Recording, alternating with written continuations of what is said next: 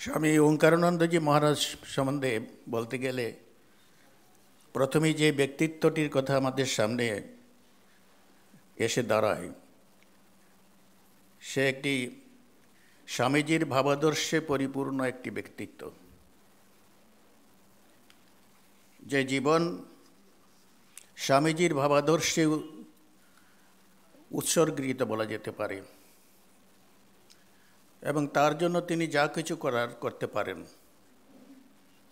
অত্যন্ত মেধাবী, মাস্টারমশাইয়ের স্কুলে পড়তেন এবং তিনি খুব ভালো পরীক্ষায় ফল করতেন বলে তিনি নিজে তার কথামৃতটি উপহার দিয়েছিলেন। অল্প বয়সে সন্ন্যাসী হওয়ার খুব আগ্রহ ছিল, কিন্তু মাস্টারমশাই চাইতেন তিনি আরও পড়াশোনা করেন, যেহেতু তিনি মেধাবী। কিন্তু মা তাকে দীক্ষা দেন এবং সন্ন্যাসের প্রতি তাকে উৎসাহিত করেন এবং সেই জন্য খুব অল্প বয়সেই বলা যেতে পারে তিনি রামকৃষ্ণ মঠে যোগদান করেন। একদিকে যেমন মেধাবী, তেমনি তিনি পাণ্ডিত্যের দিক থেকেও মঠ মিশনে তিনি এক স্বনামধন্য ব্যক্তিত্ব। মঠে যখন বেদান্তের ক্লাস হতো নতুন সন্ন্যাসীদের জন্য, সেই পাঠে গিয়ে মহাপুরুষ মহারাজও বই নিয়ে পড়তেন। যারা পড়াশোনা করতে আসতেন সাধু ব্রহ্মচারীরা, তাদের সঙ্গে মহাপুরুষ মহারাজ এসে বসতেন, কিন্তু তাতে তাদের অসুবিধা হতো। তো তারা একদিন গিয়ে মহাপুরুষ মহারাজকে বললেন যে মহারাজ, আপনি এই পড়াশোনার ভিতরে না এলে ভালো হয়। মহারাজ বললেন যে শাস্ত্র পড়া, সেখানে বয়সের সঙ্গে তো কোনো সম্পর্ক নেই, কোনো উপাধির সঙ্গে সম্পর্ক নেই, কাজে আমিও শাস্ত্র অধ্যয়ন করতে এসেছি, করব, তাতে তোমাদের অসুবিধা কী? তখন তারা বলছে যে আপনি বসে থাকলে আমরা মন খুলে প্রশ্ন করতে পারি না, সবসময় একটা দ্বিধা থাকে যে আপনি এখানে বসে আছেন, আমাদের প্রশ্ন অবান্তর না হয়ে যায়। বহু অনুরোধের পরে তিনি রাজি হলেন যে ঠিক আছে, আমি তোমাদের ক্লাসে আসবো না, তবে একটি শর্ত। সেটি বলা হলো যে তোমাদেরকে যা পড়ানো হবে তা আমাকে এসে শোনাতে হবে একজনকে। সে আরও কঠিন ব্যাপার হয়ে দাঁড়ালো। ক্লাসে যা পড়া হবে সেই পড়াটি মহারাজকে শোনাতে হবে। কে দায়িত্ব নেবে?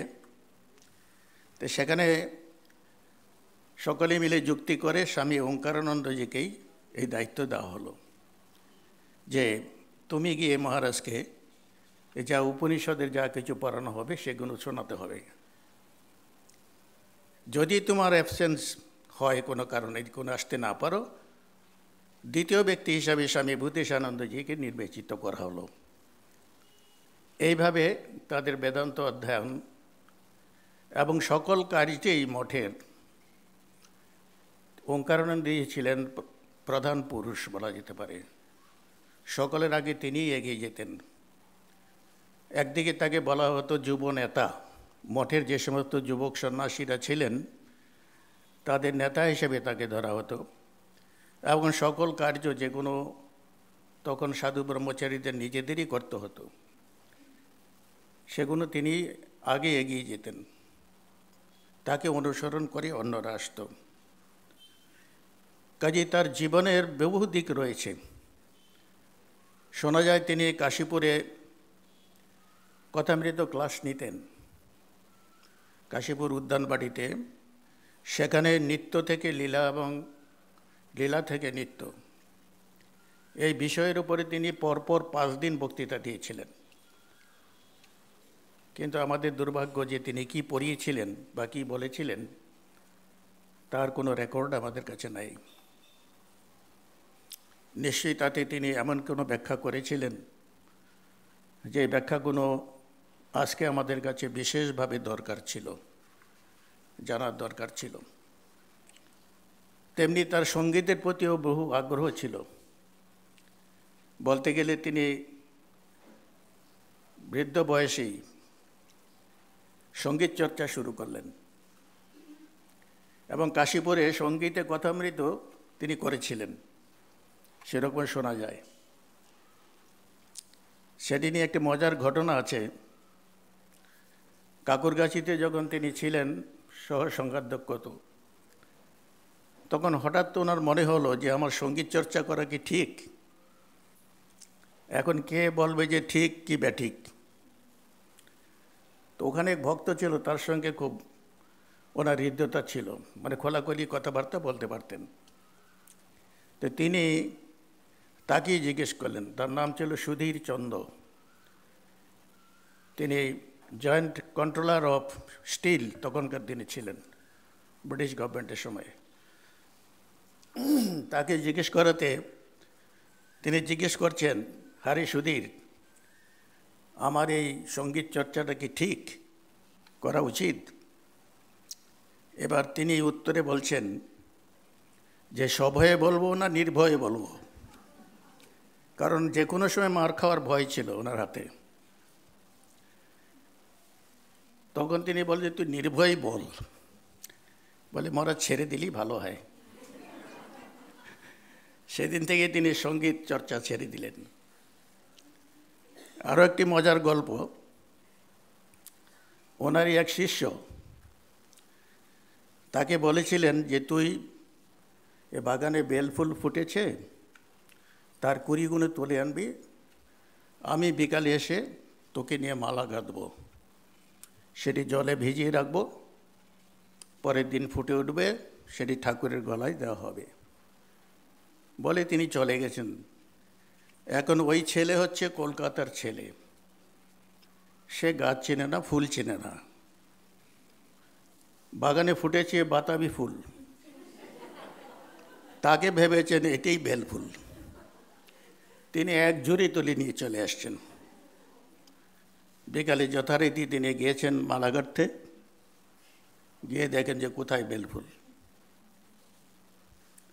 তো ওকে ডাকতে গেছেন, তো ডাক ওকে, সে কোথায় আছে। সে বুঝে গেছে যে কিছু একটা গোলমাল হয়েছে। সে দেওয়াল টপকে পালিয়ে চলে গেছে, সামনে আর আসেনি। এবং বহুদিন সে মঠে ভয়ে আসতো না, যে মার খাওয়ার ভয়ে। তেমনি মঠের পাচক যে রান্না করত, সে একদিন নুন বেশি দিয়ে দিয়েছে। তারপর যে মহারাজ বললেন যে ওকে ডাকো, তাকে আর মঠে খুঁজে পাওয়া গেল না, সে পালিয়ে চলে গেছে। তেমনি মঠেরও ঘটনা আছে। মঠে একবার চোর ধরা পড়ে, তখন মহাপুরুষ মহারাজ প্রেসিডেন্ট, এবং তাকে বেশ উত্তম মধ্যম দেওয়া হয়, দিয়ে গাছের সঙ্গে বেঁধে রাখা হয়। তারপর খবর যায় মহাপুরুষ মহারাজের কাছে যে ব্যতীত রাখা হলো, তারপরে কি হবে? তখন মহাপুরুষ মহারাজ বললেন যে ওকে আমার কাছে নিয়ে এসো। এবার চোর ভাবলো যে তার দুর্দশার শেষ নেই, এখন তো মার খেয়েছি এদের হাতে, এবার বড় মহারাজ ডেকেছেন, এবার আমার কি পরিণাম হবে জানি না। সে খালি কান্নাকাটি করছে, আমি আর জীবনে মঠে ঢুকবো না, আমাকে ছেড়ে দিন। কিন্তু হলো বিপরীত জিনিস। এরও নিয়ে গেল মহারাজের কাছে। এবার মহারাজ সব শুনে বললেন, এক কাজ করো, ওকে এক মাথা তেল দাও, তাকে নতুন ধুতি দাও, সে স্নান করুক, ধুতি পরে আসলে ঠাকুরকে প্রণাম করবে, তারপরে তাকে পেট ভরে খাওয়াবে, খাওয়ার পরে তাকে 1 টাকা দক্ষিণা দেবে। এই ব্যবস্থা দেখে তারা খুব কষ্ট পেলেন, যারা তাকে ধরে নিয়েছিলেন। তাদের মনোবাসনা পূর্ণ হলো না। কিন্তু মহাপুরুষ মহারাজের দৃষ্টিভঙ্গি আলাদা, এবং তার এই আতিথেয়তা বা তার প্রতি যে সদয় ভাব দেখিয়েছেন, তাতে চোর কিন্তু সম্পূর্ণ পাল্টে গেছে। সে জীবনে চুরি ছেড়ে দিয়েছে। তো এরকম বহু মজার মজার ঘটনা মহারাজকে নিয়ে রয়েছে। কিন্তু অন্যদিকে তিনি এক ব্যক্তিত্বপূর্ণ সন্ন্যাসী মঠ মিশনের অনন্য সন্ন্যাসী বলা যেতে পারে।